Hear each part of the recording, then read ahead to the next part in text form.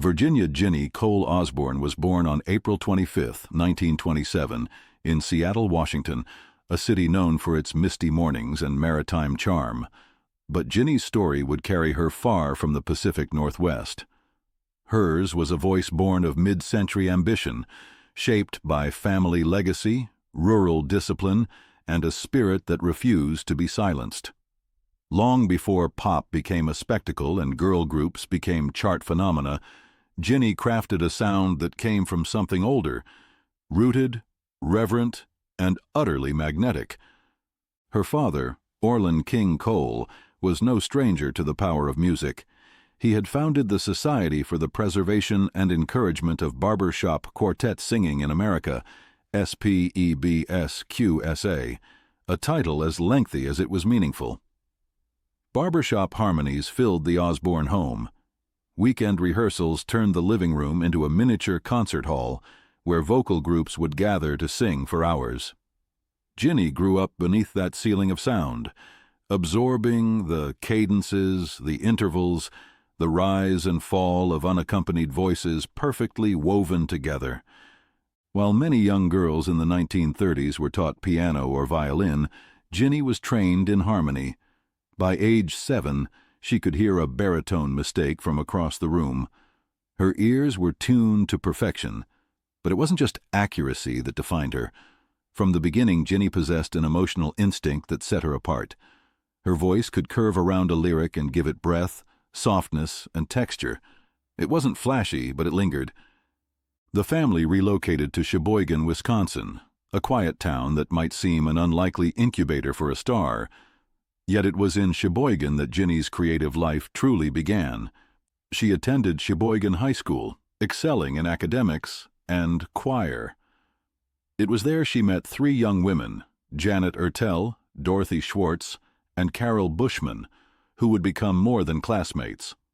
They became the other limbs of a vocal machine Jinny dreamed into reality.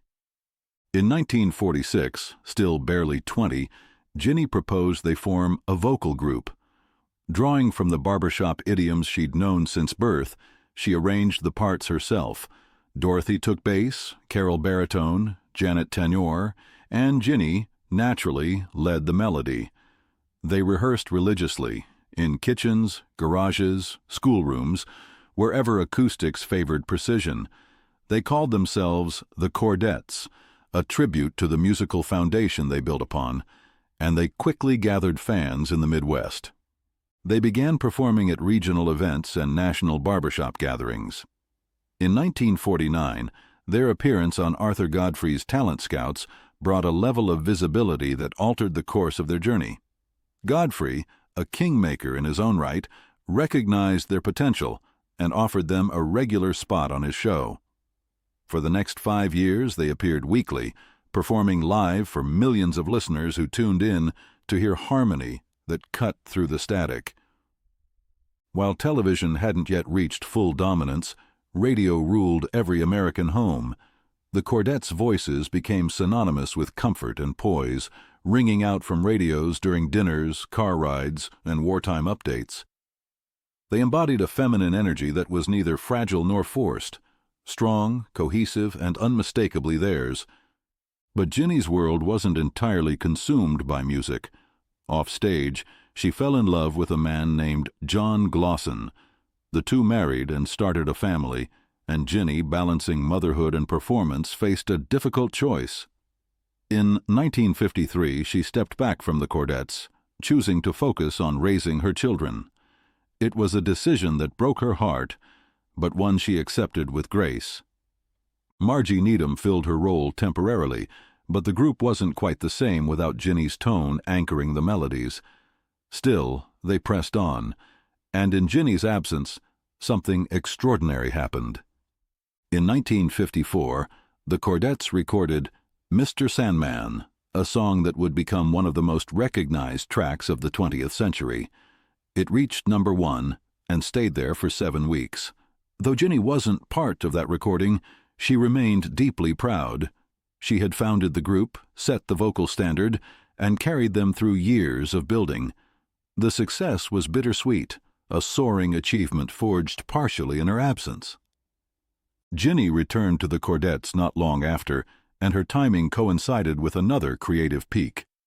Under the direction of Cadence Records' Archie Blyer, who also became Janet Ertel's husband, the group explored more mainstream pop. With Jinny back in her rightful place, they delivered Born to Be With You in 1956, a dreamy lullaby that drifted through every American jukebox. Then came Lollipop in 1958, a track with infectious energy. Jinny's vocals, though part of a group performance, carried a control and charm that reflected her decades of experience. That song climbed to number 2 on the Billboard chart and sold over 1 million records. Unlike Mr. Sandman, she was there this time, front and center, holding the song's innocence in her palm without letting it slip into novelty. Throughout the late 1950s, the Chordettes toured extensively, performed on television, and captured a rare space between vocal elegance and pop accessibility. Yet success took its toll. The endless rehearsals, public scrutiny, and shifting musical trends began to wear on them. By the early 1960s, the tide had turned. Beat-driven bands, British imports, and youthful rebellion were now the order of the day. Rather than fade in desperation, the Chordettes chose dignity. They disbanded quietly in 1961, leaving behind a catalog that included more than a dozen charted singles and an indelible sound that defined the pre-rock era. Jinny retreated from public life, embracing the comfort of family and community. She never sought headlines or retrospectives. She believed her work had spoken for itself. In private, she continued singing, teaching harmony to local choirs, mentoring young women in vocal technique, and raising her children with the same values her own father had instilled in her. The decades that followed brought periodic revivals of their music, especially Mr. Sandman and Lollipop, which were rediscovered by filmmakers, advertisers, and historians. But Jinny never chased royalties or tried to reclaim glory. She lived quietly in Palm Springs, California, spending her later years in reflection and gratitude. Her final years were marked by a gentle decline. Friends and former colleagues described her as lucid, gracious, and always humming. Even as arthritis claimed her hands and age bent her posture, her voice remained. Those who visited her in her final months said she could still sing in tune, still find the center of a chord, still close her eyes, and create music out of silence. On May 19, 2003, Jinny Osborn died at the age of 76. There were no televised specials, no elaborate tributes. Her passing was marked with quiet reverence by music journals, vocal harmony societies, and those who had grown up hearing her voice fill the room like sunlight through curtains. She left behind not only a musical legacy, but a blueprint, one that young singers continue to follow without even knowing her name. Every a cappella group that insists on clarity, every harmony-driven act that prizes balance over bravado, owes something to Jinny Osborn.